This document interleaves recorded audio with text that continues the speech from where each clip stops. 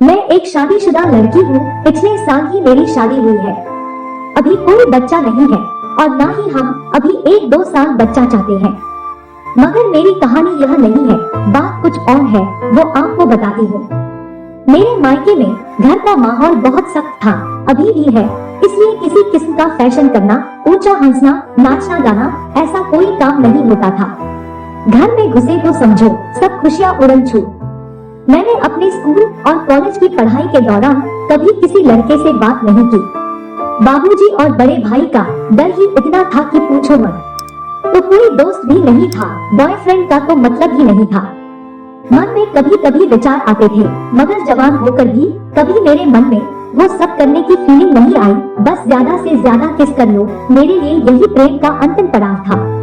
पहली बार ससुराल में पति से रुकी, शादी हुई, सुहागरात को पति ने जो कुछ किया वो सब कुछ तो बिल्कुल नया था मेरे लिए। मुझे तो पता ही नहीं था कि इतना कुछ होता है।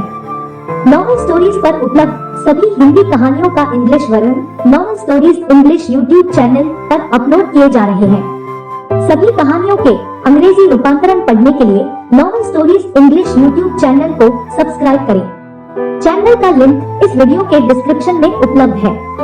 बस भाभी ने एक बात बताकर भेजी थी, पति जो भी कहे, जो भी करे, मना मत करना, उसको जो करना होगा वो खुद कर लेगा। मगर मुझे नहीं पता था कि इसका अंजाम बेडशीट पर खून का एक बड़ा धब्बा होगा। मगर मैंने सब सहन कर लिया। उसके बाद तो ये रूटीन हो गया। हर रोज रात को मेरे पति मुझे खूब बजाते थे और ये सब मेरे दिमाग में इतना घुस गया कि मुझसे धुकाई के बिना रहना मुश्किल लगने लगा। शादी के 3 महीने बाद मुझे अपने मायके जाना पड़ा। पहली रात ही मैं बहुत परेशान हुई। मैं चाहती थी कि मेरे पति आए और मेरे साथ वही सब करें, मगर वो तो मेरे पास नहीं थे। मेरी भाभी मेरे साथ सो रही थी। मैंने अंधेरे में देखा, भाभी का पल्लू उनके सीने से हटा था और सफेद ब्लाउज में से उनकी छातियां आधे के करीब बाहर दिख रही थी और वो बेफिक्र सो रही थी। मेरे मन में न जाने क्या आया, मैंने उनकी छाती को हाथ लगा कर देखा, मगर वो तो गहरी नींद में थी। मैंने उनके ब्लाउज का एक एक करके सभी बटन खोल दिए और उनके ब्लाउज को हटाकर उनका सीना अनावृत कर दिया। भाभी के काफी बड़े बड़े हैं, मुझसे रहा नहीं गया। मैंने अपना भी ब्लाउज खोला और ब्रा भी उतार दिए। मेरे स्तन भी भारी हैं, मगर भाभी के ज्यादा बड़े हैं। पहले तो मैं अपना ही दबाती रही, मगर मन न भरा तो साड़ी ऊपर उठा ली और अपने नीचे उंगली करने लगी, मगर मुझे इसमें भी कोई मजा नहीं आ रहा था। मैंने आज तक खुद से उंगली नहीं की थी। तभी भाभी बोली, नींद नहीं आ रही क्या? मैं एकदम चौंकी, देखा भाभी जाग गई थी, उठ बैठी थी और उन्होंने भी अपना ब्लाउज उतार दिया था। पेटीकोट का नाड़ा खोला और बिल्कुल नंगी हो गई। मैं कुछ कहती इससे पहले ही भाभी किसी मर्द की तरह आकर मेरे ऊपर लेट गई और बोली, मेरी हालत भी खराब है, बहुत दिन हो गए, क्या 2 खराब मिलकर एक ठीक बन सकते हैं? मैंने कहा, कोशिश तो कर सकते हैं। फिर हम दोनों के होंठ आपस में मिल गए। मैंने भाभी को अपनी बाहों में कस लिया और हम दोनों एक दूसरे को किस करने लगी और फिर एक दूसरे के दूध पिए। उसके बाद भाभी ने खुद मेरी साड़ी और पेटीकोट खोल दिया। मैं अभी सोच ही रही थी कि भाभी अब किस तरह मुझे शांत करेंगी। इतने में ही भाभी ने अपना मुंह मेरे दोनों जांघों के बीच लगा दिया और चाटने लगी। सच में मुझे अपने पति बहुत याद आए, वो भी ऐसे ही मेरे नीचे जीभ घुमाते हैं। भाभी के ऐसा करने से मेरे बदन में आग और भड़क गई। मुझे नहीं पता चला कब भाभी मेरे मुंह पर आकर बैठ गई और मैं भी भाभी की चाटने लगी। दोनों की जांघों के बीच लगी आग एक दूसरे की जीभ के कारनामे से शांत हुई, मगर अभी भी मेरे मन में दमदार धुकाई की इच्छा हो रही थी। मैंने भाभी से कहा भी, भाभी बेशक मैं स्खलित हो चुकी हूँ, पर मेरी आग अभी भी नहीं बुझी। मुझे अभी भी अपने पति की जरूरत महसूस हो रही है। भाभी बोली, जो आनंद पुरुष के अंग में है वो दुनिया की किसी भी और वस्तु में नहीं है। मुझे भी जरूरत महसूस होती है तो मैं भी कोई इंतजाम कर लेती हूँ। कैसा इंतजाम? मैंने पूछा। भाभी बोली, कल बताऊंगी, अभी सो जा। हम दोनों एक दूसरे को बाहों में भर के सो गए। सुबह भाभी ने जगाया, लवल्या उठ और उठकर कपड़े पहन ले, कोई आ ना जाए। मैंने एकदम से उठकर अपनी साड़ी पहनी, उसके बाद बाथरूम में चली गई। सारा दिन घर के काम काज में बीत गया। दोपहर के बाद भाभी ने मुझे बुलाया और पूछा, अपने पति से कितना प्यार करती हो? मैंने कहा, बहुत ज्यादा। अच्छी बात है। भाभी बोली, मान लो तुम्हारे पति पास न हो तो कितने दिन तक अपनी कामाग्नि को दबा के रख सकती हो? मैंने कहा, भाभी दबाना तो बहुत ही मुश्किल है। तो भाभी बोली, अगर कोई और तुम्हारी इस कामाग्नि को शांत करना चाहे तो उसे करने दोगी? मैंने कहा, भाभी यह कैसे संभव है? ये तो धोखा है, मैं ऐसा नहीं कर सकती। तो ठीक है, जल्दी रहना रात को, मैं तो जा रही हूँ खेत में अपनी आँख को ठंडा करने, भाभी ने कहा। मैंने पूछा, कहाँ जा रही हो? भाभी बोली, तुम्हें चलना है तो बोलो, तुम्हारा भी इंतजाम कर दूंगी, नहीं जाना है तो तुम्हारी मर्जी। मैं बहुत हैरान हुई कि ऐसे कैसे कोई औरत अपने पति को धोखा दे सकती है। रात को हम फिर एक साथ सोए, मगर भाभी ने आज मुझे उनके साथ कोई हरकत नहीं करने दी।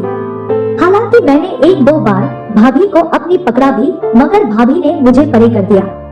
रात के करीब 1:30-2 बजे का समय होगा।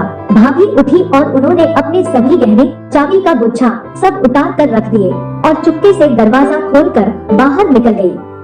पहले तो मैं लेटी सोचती रही कि भाभी कितनी चरित्रहीन है, जो मेरे देवता जैसे भाई को धोखा देकर किसी और से अपनी आँख शांत करने जा रही है। मगर मेरे तो अपने भी आग लगी थी। कुछ देर सोचने के बाद मैंने भी अपने सारे गहने उतारे और मैं भी चुपके से निकल पड़ी। खेत हमारे घर के पीछे से ही शुरू हो जाते थे। मैंने देखा भाभी मुझसे काफी आगे थी। मैं छुप छुप कर उनका पीछा करती रही। 4 से 5 एकड़ चलने के बाद मोटर के पास बने कमरे पे भाभी ने दरवाजा खटखटाया। दरवाजा खुला और भाभी अंदर चली गई। मैं भी धीरे धीरे वहीं जा पहुंची। दरवाजे के पास जाकर मैं कान लगाकर सुनने लगी, मगर अंदर से कोई आवाज नहीं आ रही थी। मैं सोच रही थी कि भाभी अंदर कर क्या रही है और अंदर है कौन। तभी एकदम दरवाजा खुला और एक मजबूत हाथ मुझे खींच के अंदर ले गया। मेरी तो चीख ही निकल गई। मैंने अंदर देखा, छोटे से बिस्तर पे भाभी अपने कपड़े उतार रही थी।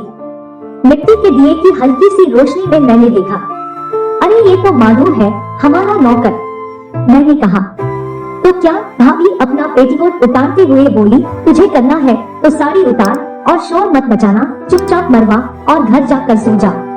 मुझे बड़ी हैरानी हुई, भाभी ऐसे कैसे इतनी गंदी भाषा बोल रही है।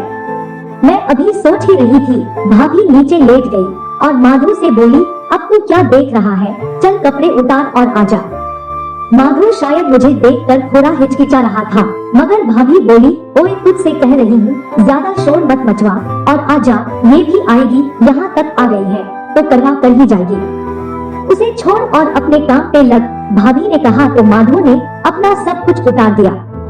रोशनी बहुत कम थी, मगर मैंने देखा उसका तो मेरे पति से बड़ा था, जैसे लोहे का काला मूसल। वो भाभी के ऊपर लेटा तो भाभी ने खुद उसका अंग पकड़कर अपनी जांघों के बीच छेद पर रख लिया और उसके बाद तो उसने ऐसा ठोका भाभी को कि मैं खुद पानी पानी हो गई। मेरे पति ने मुझे हमेशा बड़े प्यार से किया, कभी कोई जोर जबरदस्ती नहीं, मगर यह तो जैसे कोई गुस्सा निकाल रहा हो। 2 मिनट में ही भाभी और माधु दोनों के बदन पसीने से भीग गए। मेरे लिए तो ये सब देखना भी बहुत मुश्किल हो रहा था। मेरे तो हाथ पैर कांपने लगे, दिल बहुत जोर से धड़क रहा था। मैं सोच रही थी, अगर ये सब मेरे साथ हुआ तो माधु तो मेरी जान ही निकाल देगा। मगर भाभी तो उसका पूरा साथ दे रही थी। नीचे लेटी लेटी भी अपनी कमर उठा कर सीसारियां ले लेकर माधु का जोश बढ़ा रही थी। माधु ने अपने दोनों काले हाथों से भाभी के गोरे गोरे दोनों कबूतर पकड़ रखे थे। पकड़े क्या थे, निचोड़ रखे थे। मुझे नहीं पता कि कब मैंने एक तरफ बैठे बैठे अपनी साड़ी ऊपर उठा ली और मेरा एक हाथ मेरे नीचे के द्वार तक जा पहुंचा। पूरी तरह गीली हो चुकी मेरी चिड़िया को मैं बैठे बैठे सहला रही थी। संभोग का ऐसा नंगा नाच मैंने पहले कभी नहीं देखा था। फिल्मों में तो हमें पता होता है कि ये किरदार है, पैसे लेकर या दवाई खाकर इतना जबरदस्त कर रहे हैं, मगर सच में इतना भयानक और जबरदस्त क्रीड़ा तो मैं आज अपने सामने पहली बार देख रही थी। 10 मिनट के बाद भाभी झड़ गई तो उसने माधु के कंधे को थपथपाकर उसे रोक दिया। माधु ने अपना अंग भाभी के अंदर से निकाल दिया और पीछे हटकर बैठ गया। भाभी ने मुझे पूछा, ए सुन, तू करेगी क्या? मैं तो सुन्न हुई बैठी थी तो भाभी ही बोली, ए माधु चल उठा इसे। और दांत इसके भी। माधु उठकर मेरे पास आया और मुझे बाजू पकड़कर खड़ा किया। मैं कुछ भी न बोल सकी। उसने और भाभी ने मिलकर मेरे कपड़े उतार दिए और नीचे लेटा दिया। माधु ने मेरी टांगे खोली और अपना अंग मेरी जगह पर रखा और फिर एक बार में ही अंदर ठेल दिया। जब उसका पूरा अंग मेरे अंदर घुस गया तब मुझे लगा सच में लंबाई में और मोटाई में दोनों तरह से इसका मेरे पति से बड़ा था, पूरा टाइट और बिल्कुल अंदर तक गया। उसके बाद माधु ने मेरे दोनों संतरे पकड़े और जोर जोर से धक्के लगाने लगा। पहले तो थोड़ा आराम से था मगर बाद में तो उसने अपनी स्पीड बढ़ा दी। मेरे लिए तो यह बिल्कुल मेरी दुनिया से अलग ही नजारा था। इतनी तेज और इतनी गहराई तक जाकर वो मेरे चोट कर रहा था। मुझे ऐसे लग रहा था जैसे मैं किसी इंसान नहीं किसी मशीन के शिकंजे में फंस गई हूँ। 2 या 3 मिनट में ही मैं स्खलित हो गई मगर माधु रुकने का नाम नहीं ले रहा था। मैंने उसका कंधा थपथपाया मगर वो नहीं रुका। उसने कहा, नहीं छोटी दीदी, अभी नहीं रुकूंगा, अब तो झाड़ कर ही रुकूंगा। मेरे दोनों संतरों में उसकी उंगलियां जैसे गड़ गई थी। मेरे दोनों संतरे दुखने लगे थे। नीचे से इतनी सख्त रगड़ाई और ऊपर से उसके बदन का पसीना मेरे बदन पर टपक रहा था। मैं जैसे यहाँ से छूटकर भाग जाना चाहती थी मगर मैं तो हिल भी नहीं पा रही थी। लगातार रगड़ाई से मेरे बदन में फिर से मस्ती जाग गई। अब मैं भी भाभी की तरह माधु के नीचे पड़ी पड़ी तड़प रही थी और खुद अपनी कमर उठा उठा कर माधु के हर धक्के का जवाब दे रही थी। मेरे कमर उचकाने से मुझे भी गर्मी आने लगी। मैं खुद भी पसीने से भीग गई। अगले 5 मिनट बाद मैं दोबारा झड़ी। मैंने अपने दोनों हाथों के नाखून माधु के कंधों में गड़ा दिए। फिर माधु भी छोटी बीबी कहता हुआ मेरे अंदर ही झड़ गया। झड़ने के बाद वो एक तरफ को गिर गया। मैंने देखा उसका अंग अभी पूरा तना हुआ था और उसमें से सफेद और गाढ़ी बूंदें धीरे धीरे निकल रही थी। भाभी ने मुझसे पूछा, क्यों बिन्नो, मजा आया? मैंने कहा, बहुत भाभी, बहुत मजा आया। ऐसा मजा तो आज तक नहीं आया। भाभी बोली, तो अगर कभी कभार ऐसा मजा मिल जाए तो लेने में क्या हर्ज है? मैंने कहा, नहीं, बिल्कुल नहीं। पहले मैं सोचती थी कि यह धोखा है, फरेब है, मगर ये नहीं पता था कि ये फरेब इतना मीठा होगा। तभी भाभी माधु से बोली, तेरा खड़ा हो गया क्या? ए सुन बिन्नो, एक बार और करेगी क्या? मैंने कहा, नहीं भाभी, मेरा तो 2 बार हो चुका है। भाभी बोली, मैं तो 1 बार और करूंगी। चल रे माधु, आ इधर को। मैं देखकर हैरान रह गई। भाभी ने माधु का काला कलूटा पकड़ा और चूस गई, जबकि उस पर भाभी का पानी, फिर मेरा पानी और माधु के अपने का पानी लगा था। मगर भाभी ऐसे चूस गई जैसे उसे ये सब स्वाद लगता हो। थोड़ी सी चुसाई से ही माधु फिर से गायब हो गया। उसके बाद एक बार फिर बड़ी तबीयत से भाभी के साथ जबरदस्त किया। क्योंकि माधु का भी 1 बार हो चुका था, इसलिए इस बार उसे बहुत टाइम लगा। मैंने देखा भाभी को मसल के रख दिया उसने। दबा दबा कर भाभी के दोनों सफेद कबूतर लाल कर दिए थे उसने।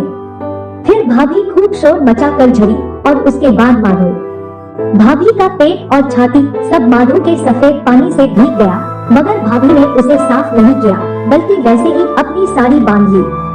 मैंने भी अपनी साड़ी पहनी और हम दोनों चुपचाप वापस अपने कमरे में आकर लेट गए।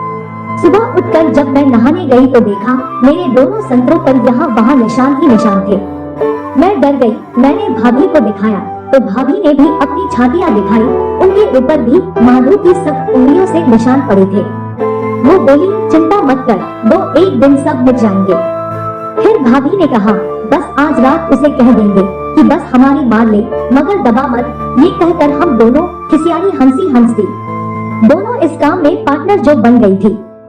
दोस्तों, अगर आपको ये कहानी पसंद आई तो अपने दोस्तों को शेयर करें और अगर आप चैनल पर नए हैं तो नॉवल स्टोरीज को सब्सक्राइब करें और नोटिफिकेशन बेल दबाना न भूलें।